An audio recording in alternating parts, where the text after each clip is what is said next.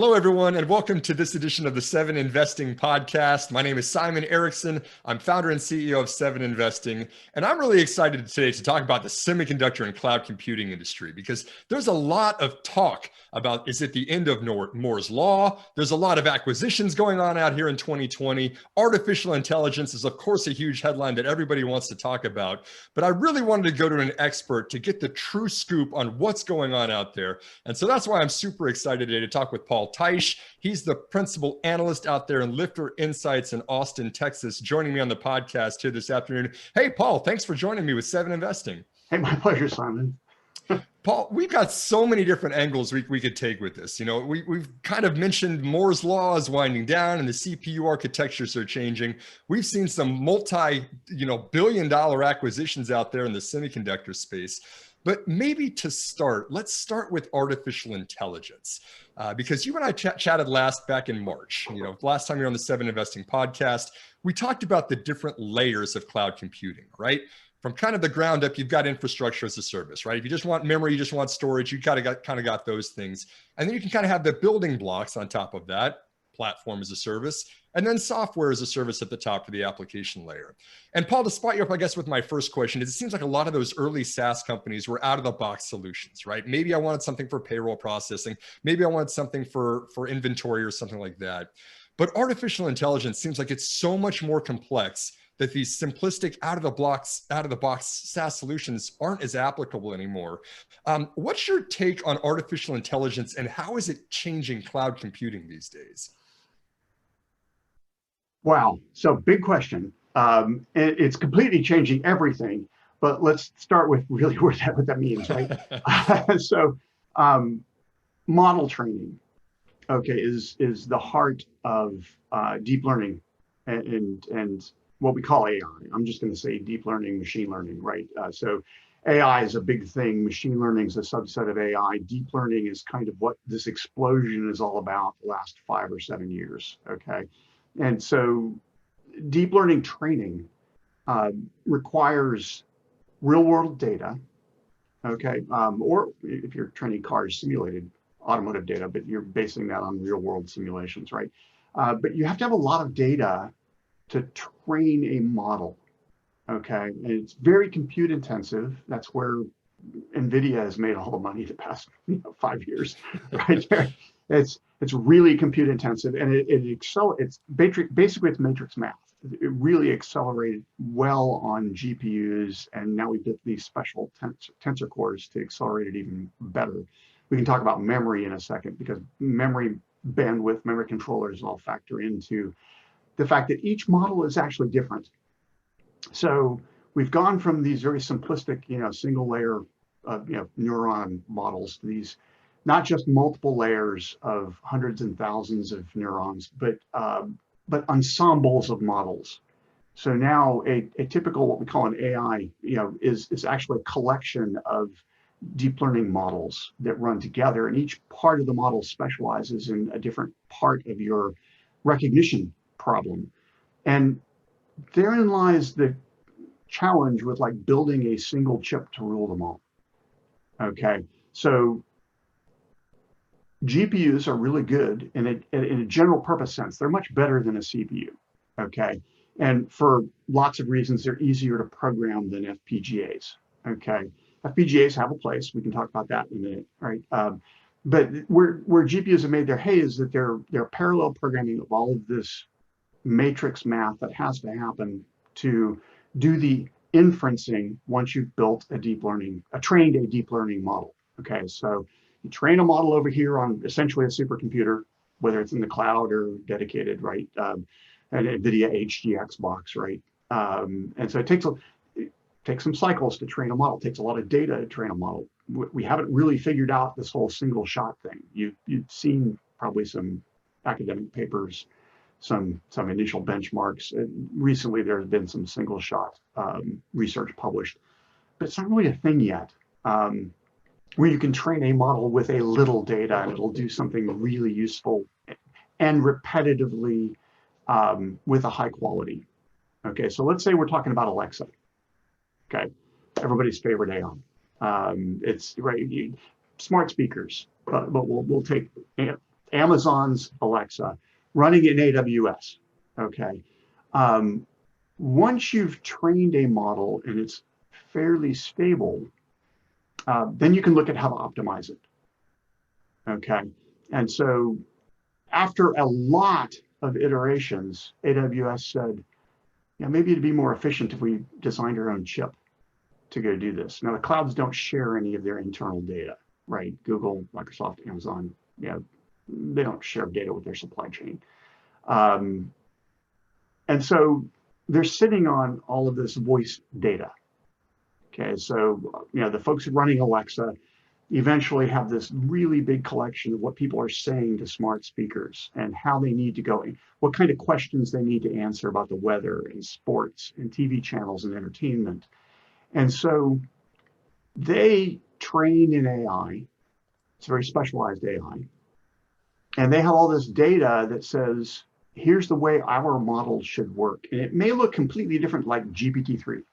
Okay, GPT-2, GPT-3, the open source speech recognition models that are out there and speech generation.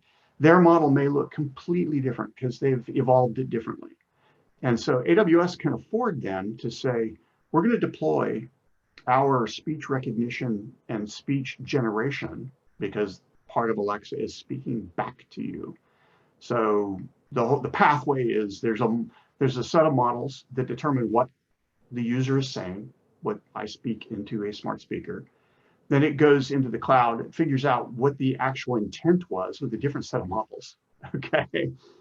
Says, oh, he's asking about last night's sports score or whatever, right? And now you wrap that back up and you speak it back to me in an English sentence. That takes some AI there. So it's all of these ensembles of models together to deliver this, what we think is a simple smart speaker experience. So to run the cloud-based portion of this, Amazon designed its own inferencing chip called Inferentia. Unsurprisingly, it's not a very imaginative name, but real clever name by Amazon. Point, right? Good job, Jeff. Good job. Yeah, good job. It's an inferencing chip. Okay, it's not a training chip. They're still using GPUs and other stuff to do training with. But what they're trying to do is lower the operational cost of Alexa. And to do that, they need to lower the energy cost to answer my query. That's your operational cost. Okay, so when I speak into the smart speaker, and then it figures out that I said something that needs an answer to, what did I say? What should the answer be? And then phrases it back to me. Okay, that's all energy. Doesn't matter how much the chips cost. That's all, it's energy and response time. Okay, the faster I can do certain parts of it, the more time it has to think about the quality of the response it's going to give to me. So if I spend all my time just on the speech recognition and the speech generation, then I don't have a lot of time to actually figure out, is he talking about a recipe or a sports score? Okay. So, and that's the important part, is to give a relevant information based on the user's context back to them with this artificial intelligence. And so with the data that Amazon's collected on Alexa, it can train its own models, and based on those trained models, it has an architecture, a preferential architecture to go design Inferentia chips around. Now, Inferentia chips might not work with somebody else's speech recognition and generation engines.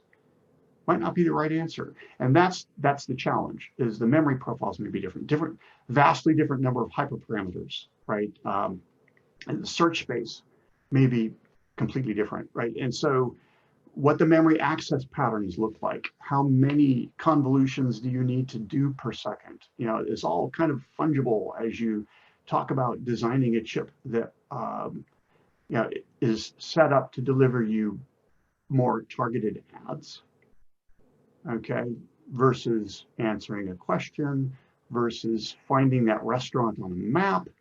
All of this stuff is fundamentally different models.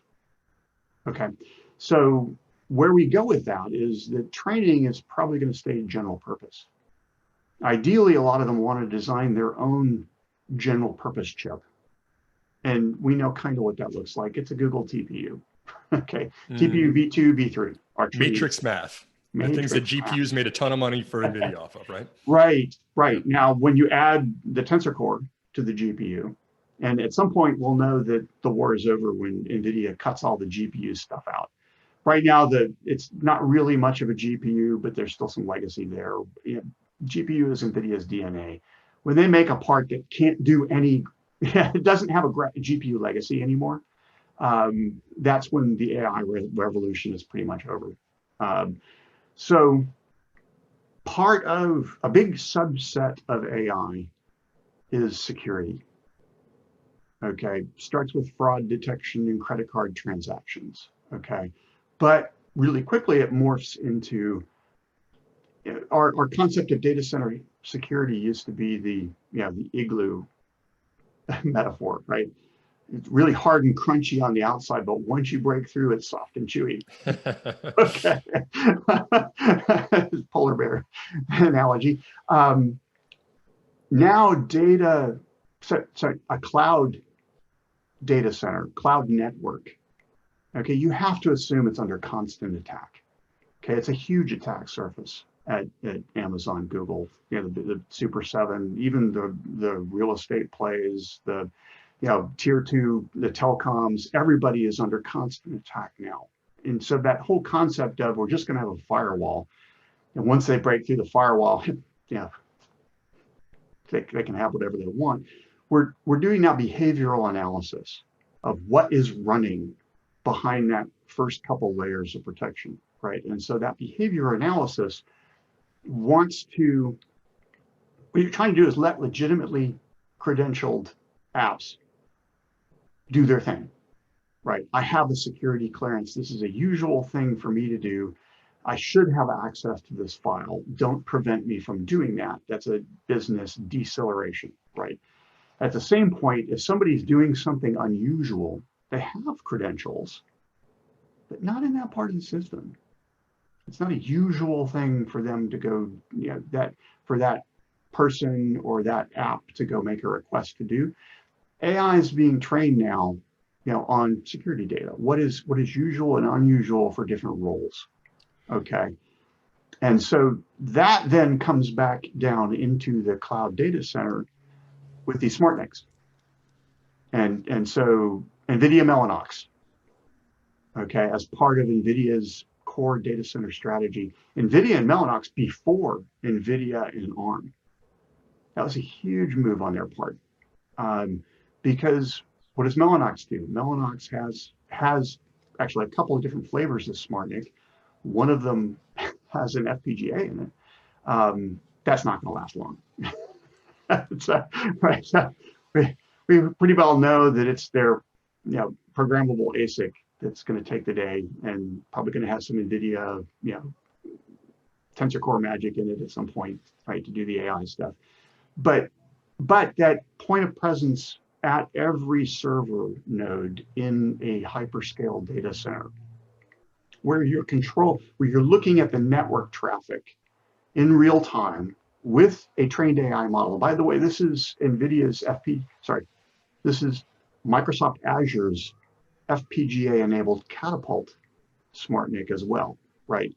Been doing that for years. It's attached to every Azure server, has been for years. And so these are behavioral analysis to make sure that traffic is optimized in real time, because a hyperscale data center is very fluid in terms of assembling clusters of nodes, disassembling them. That whole software-defined networking thing comes into play in a huge way. And AI helps all that become optimized. But what you're really doing is also preventing bad actors. Do you have the right credentials? And oh, by the way, not just do you have the right credentials, but is this something we expected you to do with those credentials? Okay, is this somewhat, if this is not normal behavior, I need to go figure out if it's normal. I need to ask someone, right? And so AI, it really is, when we talk about it permeating the cloud, it's permeating the cloud at a fundamental level. When you look at Alibaba's X-Dragon SmartNIC, AWS's Nitro, Microsoft's Catapult. We have to assume Google's got something. They're not telling us about it, but you got to assume they're doing something similar, right? Oracle's doing something similar. You go down the list. But what they're doing is essentially putting a couple of things. A smart NIC has that extra level of security and assurance that protects your virtual core or bare metal, but it also gives you better performance because you're not actually running that stuff on the node.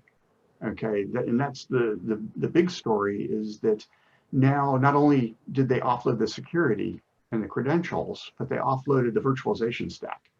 And so you're paying very little overhead for virtualizing all of this metal now, because you have that smart NIC as a sidecar to your actual server node doing the work.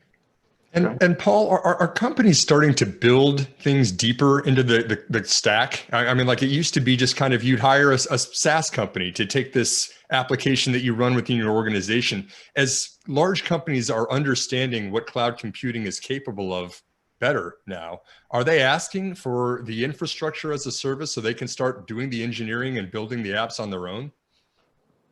I think that's one of the things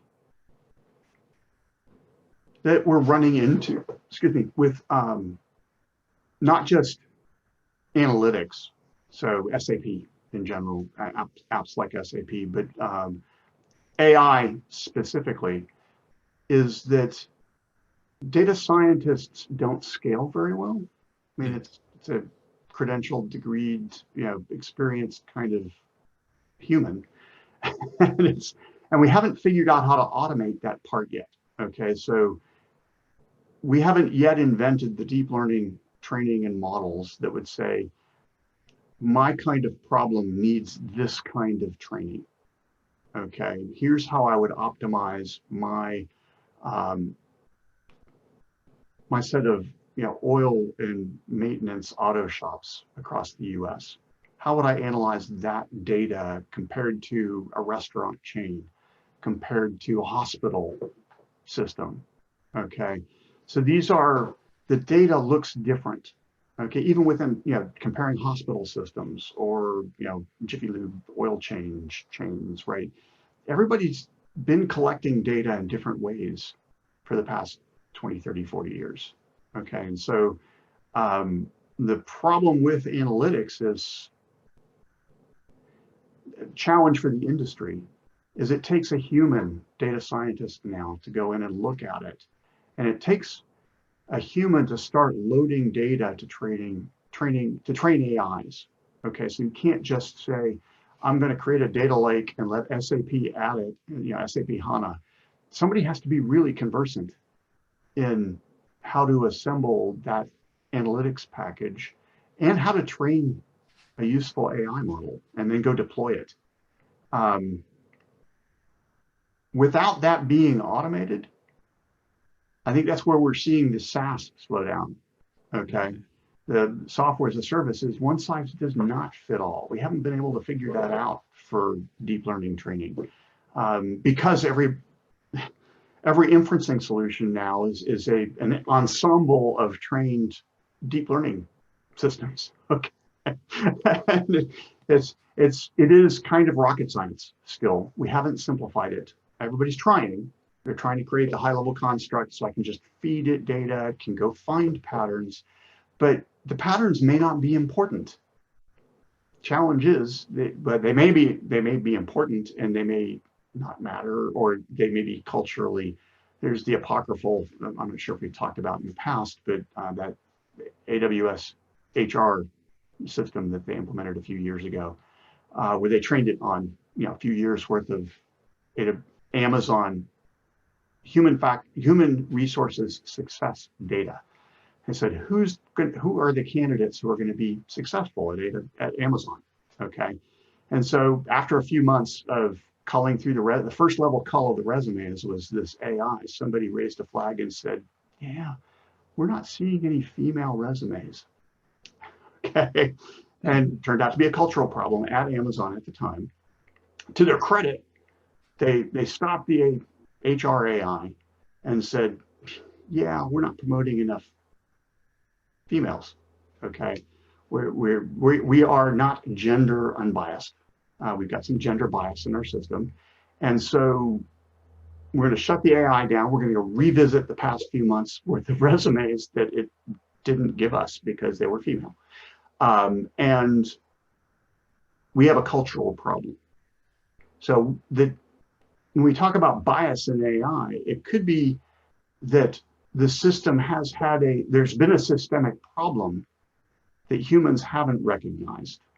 Maybe we've kind of blinded ourselves. Maybe we just don't know the problem exists, okay? And the AI will expose it and take action on it if we tell it to, hey, do the thing that matters the most, right?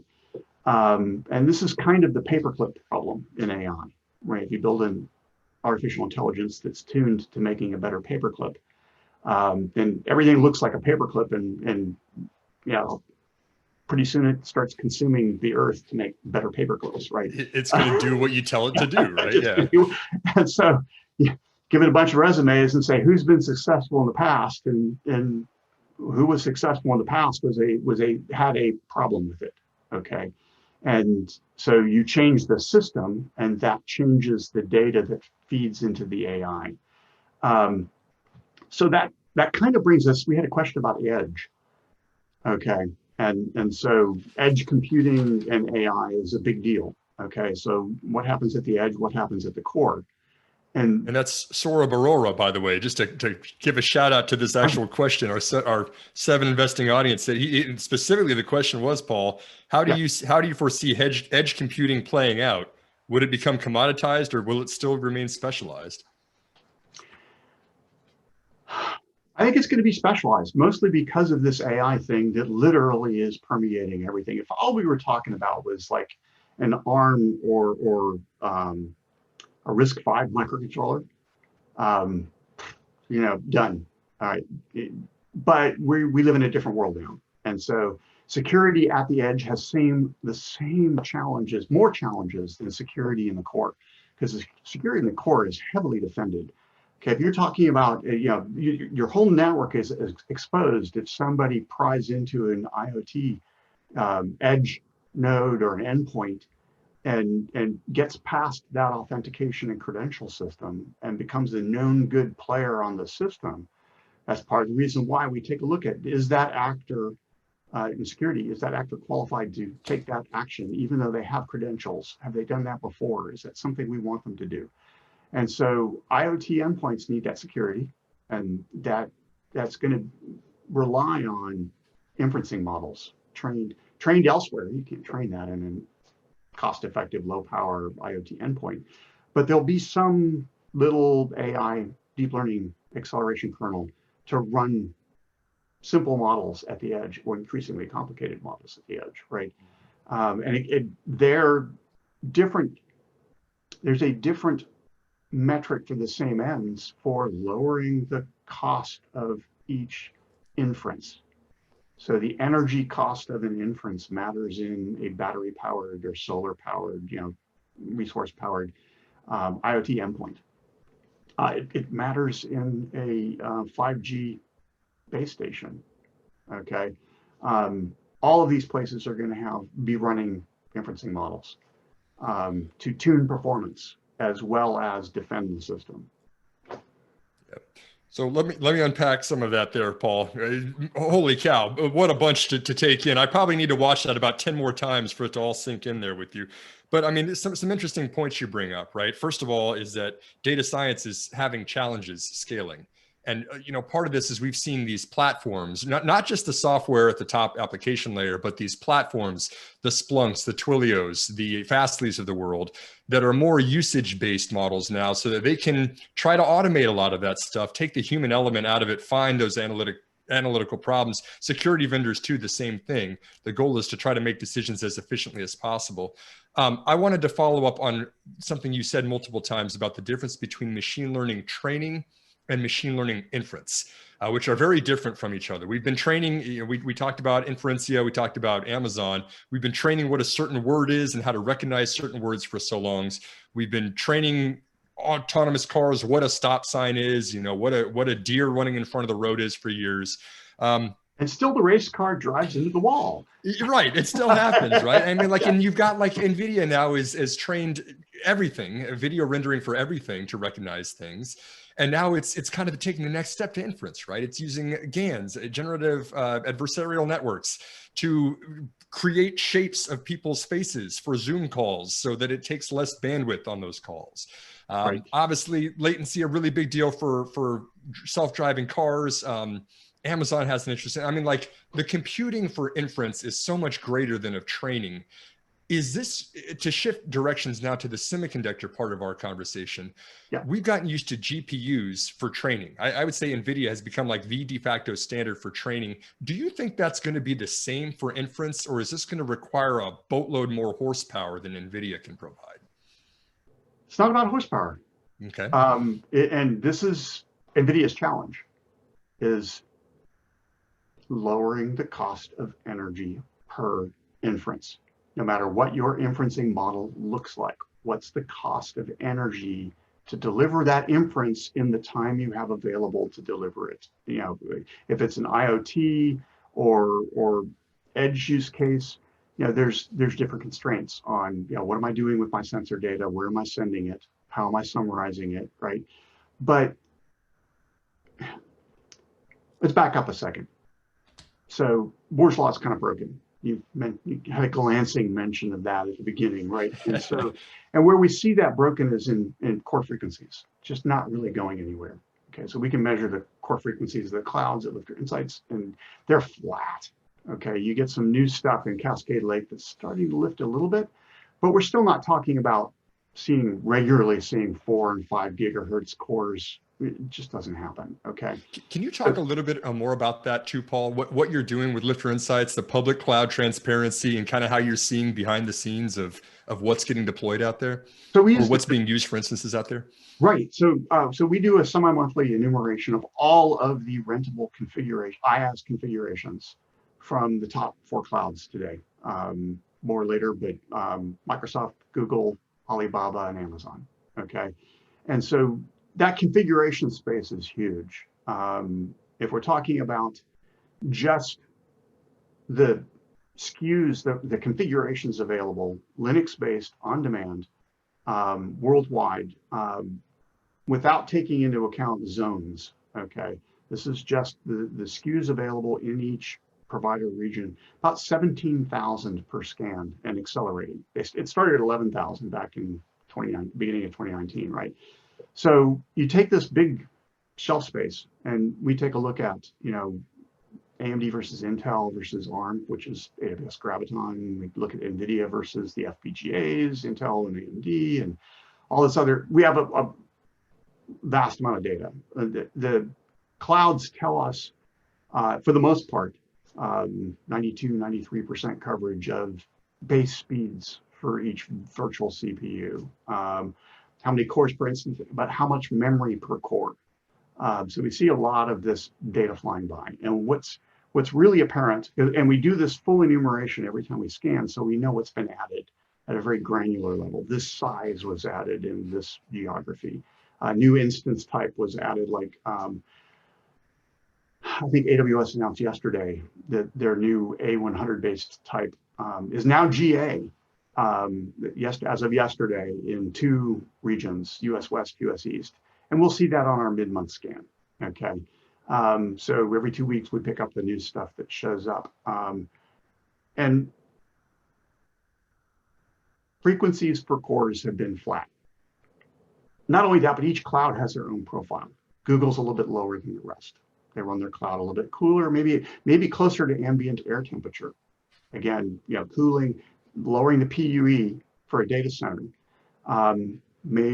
Different clouds do different tricks in terms of how do I not spend a lot of it on air conditioning, so more of my power budget goes to those compute jobs, okay?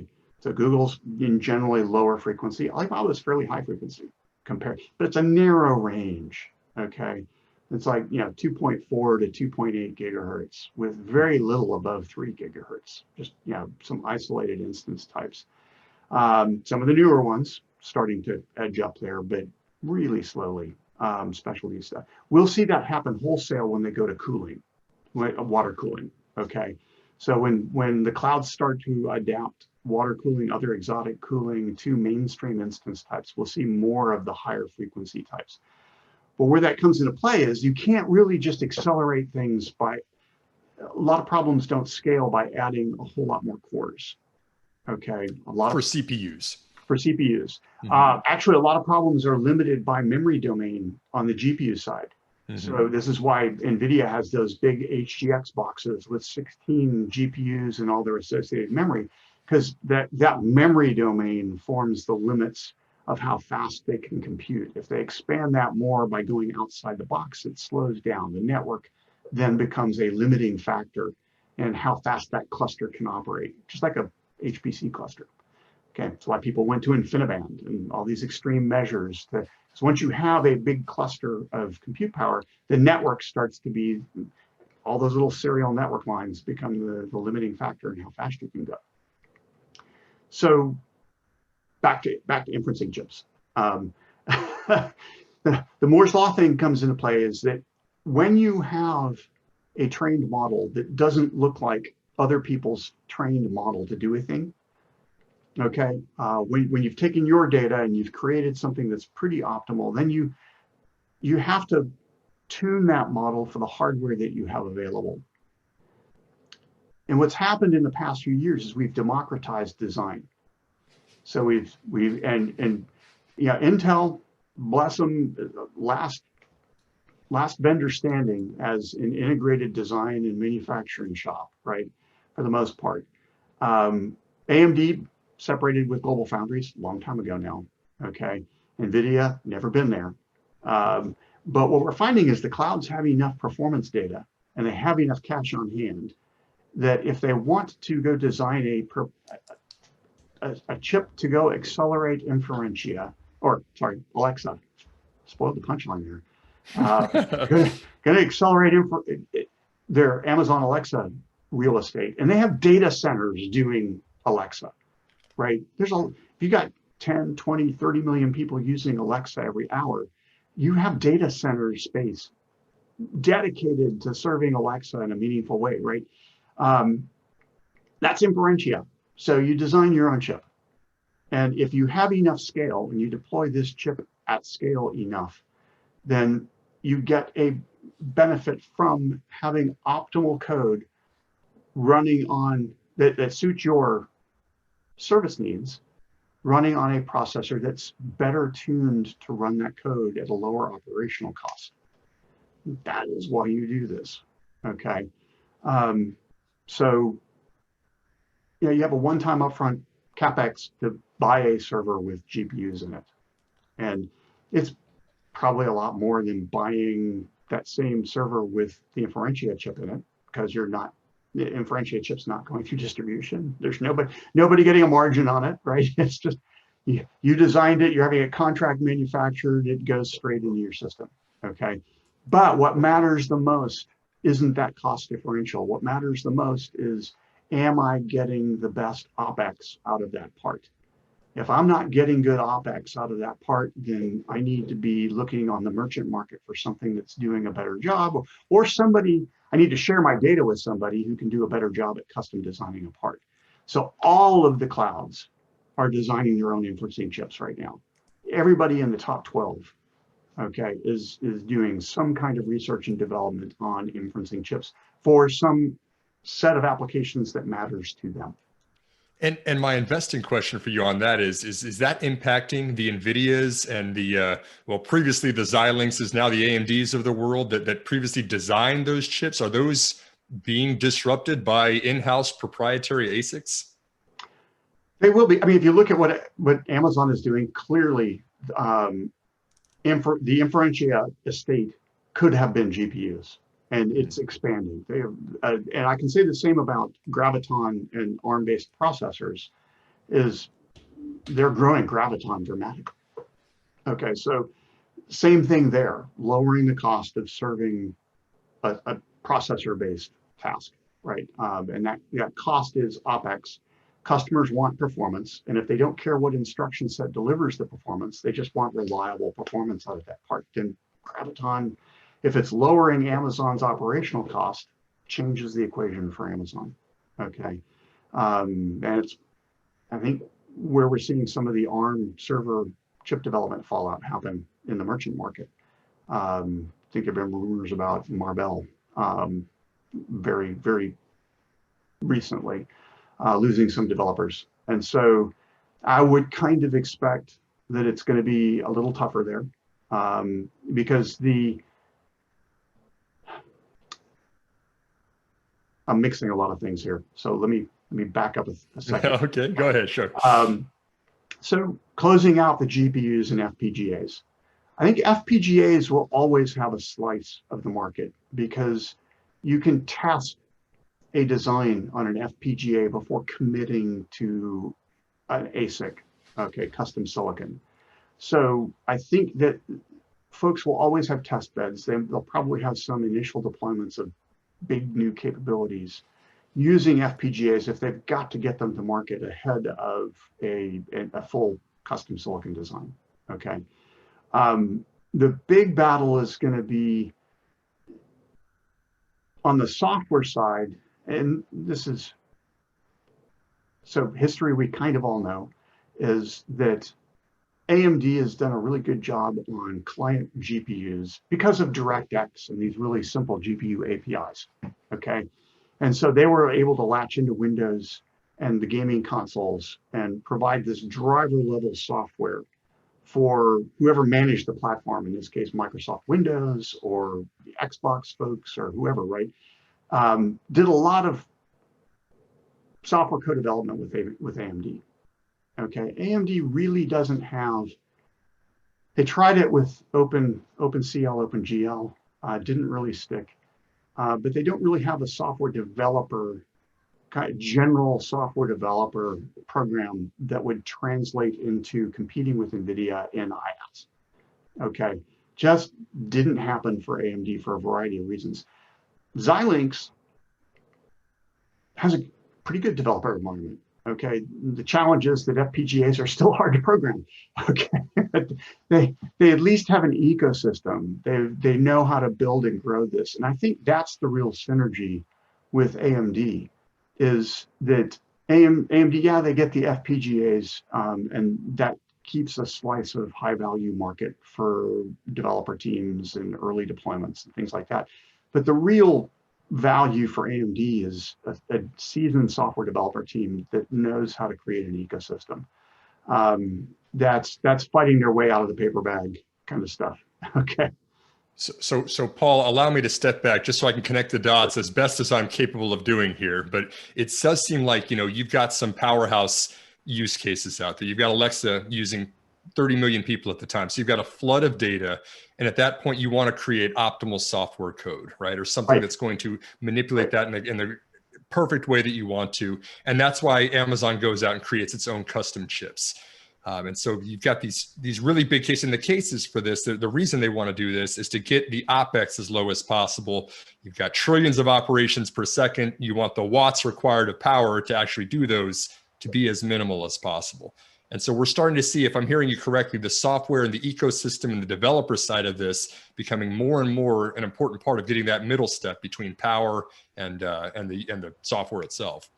And it's if we take a look at IaaS, again, the difference between SaaS and IaaS is that my data scientists can go build what they need using IaaS and PaaS. And when you're saying IaaS, is this NVIDIA's CUDA, where you actually are letting a developer build on a GPU? Program something and code it in C, or are you talking about something different with that NVIDIA? Python. Python, yeah, okay. Okay, yeah, Python. But yeah, you are down at the level of programming in Python using using these higher level libraries, maybe some higher level constructs. And that's where some of the PaaS stuff comes into play that's evolving now. But the challenge is that packaging that as a software as a service that applies to a whole bunch of horizontal companies doing the same thing, that just hasn't happened yet. We don't have that knowledge in the industry yet. And so AMD wants in, okay? Right now, we don't see many MI series GPUs in the cloud, okay? And there's a bunch of reasons, but one of them is that there's no way they don't have the same CUDA level programming support and library level programming support that NVIDIA has. Driver support for enterprise. It's another thing that Xilinx does well that AMD could definitely use is, enterprise and cloud class driver support. Not gaming drivers, but enterprise, deep learning, bet your business, mission critical type driver support. And that takes us back to NVIDIA now, who is buying ARM. Okay, and so they've got the smart NICs with Mellanox. Now they're trying to buy ARM. See what happens in China. $40 billion, Paul. This isn't pocket change anymore. That's a lot of money. But they're sitting on a war chest. At some point, it's not worth anything if you don't spend it. Okay. Fair enough. Good point. Good point. So, are they overpaying? Don't care. Okay. If all they did was keep that cash and generate arbitrage money off of it, that doesn't count. Okay. So they're investing now in the future of their business and competing with Intel, which has been Jensen's dream for a long time. Okay. And so the trick there is, the Super 7, the top dozen clouds are probably not your target. They are rolling their own right now. They're doing their own inferencing chips. A lot of them are looking into doing their own processor development. So a lot of that's ARM-based, by the way. We'll see where RISC-V goes in the future. Those are your choices pretty much, right? But RISC-V doesn't yet have an enterprise ecosystem. ARM at least has that work been done for it. And AWS has really been pushing it, right? So custom design in the top clouds is going to be a feature of the landscape. It's going to eat into market share. Where NVIDIA and AMD, right? Because now AMD is in the smart NIC market because Xilinx has been powering smart NICs. So the AMD Xilinx thing gets AMD GPUs into play. They get AMD into the smart NIC game, and you're starting to see these ecosystems really start to develop, right? Telcos, tier 2 clouds, folks who need to buy, who don't have the money to do their own design. Okay, it still takes tens of millions of dollars to, design, verify, deploy at scale, harden a chip design. Okay, that it's not for the faint of heart. It takes specialized skill sets, and so you're looking at $30 to $40 million. Maybe a little bit less if you're doing this a lot, right? But that's a big investment there, right? If you're spending hundreds of millions of dollars developing several chips at a time over the course of a year, like Amazon does. Okay, they do that. They have chip design teams, and so one more chip for servers is not a big deal for them. Not as big a deal as it would be for somebody in the telco space, to whom that's not a center of excellence. And so this is where I think NVIDIA, Intel, AMD, these combined ecosystems will still have a lot of ground to run in, because not everybody can design their own chip. First, you have to know, you have to have an app. Alexa is the app. Google Search is the app. Okay, Microsoft language translation and your spell checker, right, is the app. They've all got, those clouds have apps they need specialized silicon for to lower the cost of energy to make their margins. Okay, and so if you're just selling cycles, okay, real estate investment trust, okay, you probably don't. You may have some of that security app data, okay? So everybody on that score is generating a lot of security knowledge, right? But in terms of app knowledge, probably not the dedicated focused silicon you'll find at the big app-based clouds. Facebook, be really surprised if they're not designing their own chips. Okay, when you have the app, and you're deployed at that kind of scale, you're working with somebody to go make this all run faster, better, cheaper. That's the next question we had from our audience, Paul, is I think exactly what you're talking about right now. This is from Manoj Roj. It says, as the 7 hyperscalers plus Apple, I believe the hyperscalers are talking about the large clouds, right? The Alphabets, the Facebooks, the Alibabas of the world, are building their own chips, Inferencia, et cetera. He says, what percent of their CapEx spend will be on semiconductors? And how do they see that divided between central and edge cloud deployments in the next 5 years? So are the large companies, are they putting more and more money into semiconductor chips that they're developing themselves? And are they deploying that in kind of these centralized or on these edge cloud deployments? All of the above. Okay. Multiple equations with multiple variables, but let's try and tease it apart. Okay, so great question, by the way. It is a very good question. What's your edge? So in some respects, AWS's edge is local zones. So at Liftr Insights, we started to pick up local zones and wavelength this last month or so. Okay, so we're starting to see those new regions pop up. And the endpoint then becomes an outpost enclave, AWS outposts. Okay, so there you're talking about distributing data center infrastructure to the edge as part of your business. And outposts are a slice of what AWS does in their data center. And it's not just entirely probable, but they're definitely going to like put Graviton in outposts. That's their plan. Okay. If you want to do inferencing, they'll have that Inferencia chip. They've already started to have some GPU enabled SKUs out toward the edge for the general purpose folks, right? So I think what the real question there is what percentage of that mix is merchant supply and what is in-house design and contract manufacturing? Because that's what mostly is going to affect Intel, AMD, NVIDIA, those folks, is how much of this does Amazon build by itself over the long haul? Okay, could they get into memory eventually? That's probably way farther than I'm willing to talk, right? So memory chip supply, probably merchant for a long time. They're going to do their own custom assemblies and packaging, I would expect. There's probably a point at which the big clouds get into buying known good die and doing their own multi-chip packaging. Okay, I want to put a GPU and high bandwidth memory stack and a couple of processors in the same package. NVIDIA, can you ship me known good die? They'll complain, they'll do it. Okay. As long as that business doesn't go to the Inferencia chip, they're pretty happy with that. Okay. So the landscape changes about who's designing chips, building chips, packaging chips will change. Okay. Known good die, the source of that is either merchant or contract manufacturer. And it's too early to call out percentages, but you have to imagine that AWS is pointing the way with Graviton and Inferencia, that they're an increasing part of their mix for compute power is going to be in-house design, contract manufactured silicon. And what's your take on the question that you just posed, Paul, about proprietary ASIC versus merchant that's commercially available?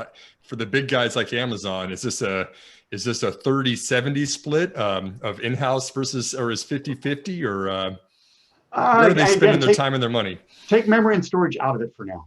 Yep. Okay. Those are really specialized things. But for compute power for IaaS, I think if you look at what it takes to design for Inferencia, AWS had to stand up the same kind of development environment that NVIDIA has, that Xilinx has, okay, in order to enable developers to access Inferencia. That's a big effort. Graviton less so. It's a standard instruction set. It's ARM. Linux supports ARM. They've taken some time to port their databases, so a lot of their PaaS databases now run on Graviton. And so it's running specialized silicon internally makes a lot of sense. Exposing it to IaaS and PaaS customers takes a whole different level of commitment. So once you have the cheap chips, once you're buying them in volume to serve your search, to serve your grammar checker, then you make the decision, okay, so these boards are cheap now. Do I want to spend the money on software to go enable them for IaaS development? Okay, that's a different business question. I think increasingly the answer will be, yeah, why don't we do that? Processors definitely. Depends on how general purpose that accelerator silicon is. So got to imagine Inferentia has some promise for some apps that are not voice. That Amazon's worked very hard on certain classes of models for doing image recognition and stuff so that they would run on Inferentia now that they've built them. So Inferentia is not just a proprietary behind the scenes and behind the walls of Amazon project. This could be something that opens up because of all the work that they put into it. That's it. Well, that's their intent. You can go rent an Inferentia instance type, and the other thing is drivers. So right now, all of the enterprise drivers, with the exception of an AMD desktop, virtual desktop SKU at Azure, run on Xeon. So all the GPUs, even Inferentia, is running on an Intel with an Intel processor paired with it, because stable drivers. Okay, they want a stable platform, single platform for driver development. Where we'll see AMD being really successful, and this is also true within AWS for Graviton, is when you start seeing the first dedicated accelerators where they paired an EPYC with an NVIDIA chip, or even an EPYC and an AMD GPU for one of those general purpose compute types. Okay, because right now doesn't happen. And same with Graviton. When you see Graviton paired with Inferentia in AWS's public cloud as a rentable instance type, it means they've done a lot of development work on those drivers. Paul, my final question for you is, we've seen so many acquisitions, and we've been talking about them throughout this entire conversation, but just to throw a couple of the numbers behind them, NVIDIA buying Mellanox, you were talking about for networking chips earlier this year, $7 billion deal for that. We just saw them go out and buy ARM Holdings, majority of ARM Holdings for $40 billion. We see Analog Devices buying Maxim Integrated Products. We haven't even talked about that one yet. That was a quiet $21 billion deal right there. Right. And then AMD going out and buying Xilinx, which you and I have talked about for years as a company, for $35 billion. Take this in so many different directions, Paul, but maybe the question I ask you is, what was your favorite acquisition of all of those that were announced in 2020? Who got the best deal? Maybe not even price tag aside, but what are you most excited about in terms of the semiconductor acquisitions that took place this year? Aside from my previous history with AMD, I worked there for 20 years. I'm going to have to call the AMD Xilinx deal. I think it potentially has the biggest impact in my central interest, which is cloud data center, right? So some of the other stuff, automotive and IoT, there's some good plays there. But I think the Xilinx purchase is AMD acquiring a mature software organization at its core. It's not about the FPGAs. The SmartNICs is also a good play, but it's really about Xilinx understands the businesses that AMD wants to be in.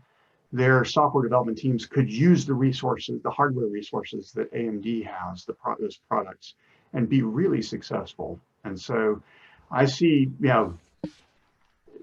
other people, want to go take down Intel explicitly. I think AMD this is kind of table stakes for them to remain a player in the core data center. They've got a really good product with EPYC Gen 2.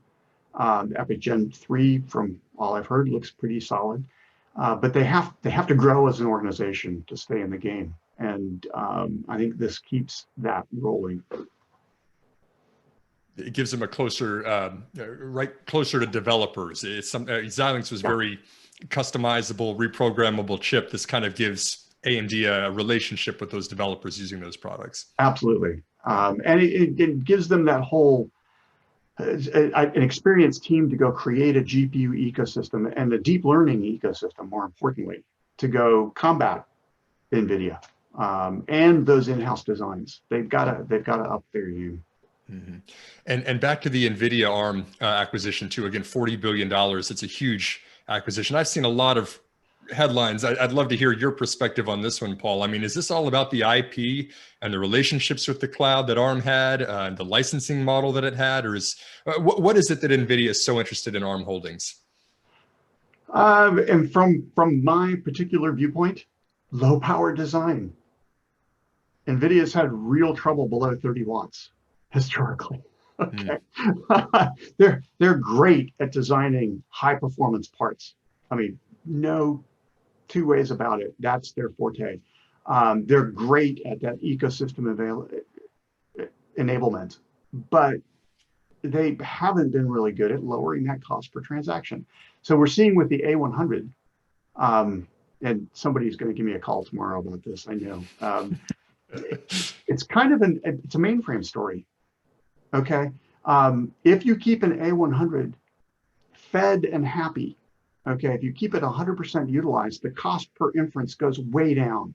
But that's IBM's story for a Linux mainframe, okay? It's like, and some people do have that, but it's really a training part, okay? For most folks, if you cannot virtualize that A100 satisfactorily, it's really not going to lower the cost per transaction enough, okay? So anybody who puts this in a public cloud, so AWS, GCP, got to imagine Azure and Alibaba are not far behind. They've got to figure out how to slice and dice an A100 to attract folks to do inferencing on it, and how to keep it fed well, or else they're going to start pushing their customers via pricing and availability to other products. So anyhow, that was probably more than you asked for, but I'm actually going to ask you another question about it. I'm wanting more, even more. It's still all about the OpEx, though. It's about presenting options to the cloud providers so they can still get the costs in terms of watt downs, depending on whatever it is that they want to use those processors for. So, and I buy Jensen's point that he's buying a customer list, right? But with that customer list, he's got expectations. So the whole company, NVIDIA, is going to have to figure out to serve ARM's customers well. They've got to leverage ARM's low power design capabilities. And this is where ARM hasn't been effective in designing a general purpose, a GPU that can be used in general applications. And so this is another marriage, could have an impact, but NVIDIA is already the market leader in their segment. ARM is already the front runner if you're not AMD or Intel, right? I think it's big but less transformative than the AMD Xilinx thing. Yeah. Great. And how about Intel? Is Intel keeping up with all the developments in AI? We've talked a lot about AMD. We've talked a lot about NVIDIA. How is Intel reacting to its competitors moving so quickly? Wow. That's another 2-hour conversation I just spotted you up with. It's a tough question because they've got FPGAs, but they're caught in the middle between GPUs and specialty silicon, Habana, and before that, other companies, right? Nirvana. There's a whole litany of companies that Intel has bought. And the CPU design folks who are putting in tensor cores, essentially, right? They're putting in AI acceleration, deep learning acceleration. And so Intel's challenge is it's always CPU first. Okay, and so they've designed a bit of software, this Intel One, whatever they're calling it, that is a unified, you give us code and we'll tell you, we'll optimally port it to our processors or to an FPGA or to our GPUs or when that happens, or our Habana silicon, right? And so you write to this high level code, and fundamentally, I think that group should spin out and do the whole write once, run on anything, right? If they can do that code, that's brilliant, and it's got a whole business model all by itself. But Intel is a silicon design and manufacture house. They are processor first, and that's the thing that bites them every time. Is that they have care and feeding and market funds for the other groups they constantly have internal struggles about who to put forward and who not to put forward. And it's at some point they have to grow, like NVIDIA needs to grow, past GPUs into, we're an AI company. We don't care if it runs graphics. Okay, Intel's got to evolve to a point where they're just like, okay, we don't care what silicon we're selling you. We need to sell you appropriate silicon for your app. Yeah, great insight here, Paul. You can tell for anyone watching this conversation why I refer to Paul Teich as the smartest guy in the room when it comes to cloud computing, when it comes to the semiconductor industry. He's got 40 years of IT experience, 12 patents to his name. He's a principal analyst out at Liftr Insights in Austin, Texas. Hey, Paul, I had a lot of fun. Thanks for chatting with me in 7 Investing today. Thanks for having me, Simon. It was a lot of fun. And thanks for everybody for tuning in. We had a good time. We are here to empower you to invest in your future. We are 7 Investing.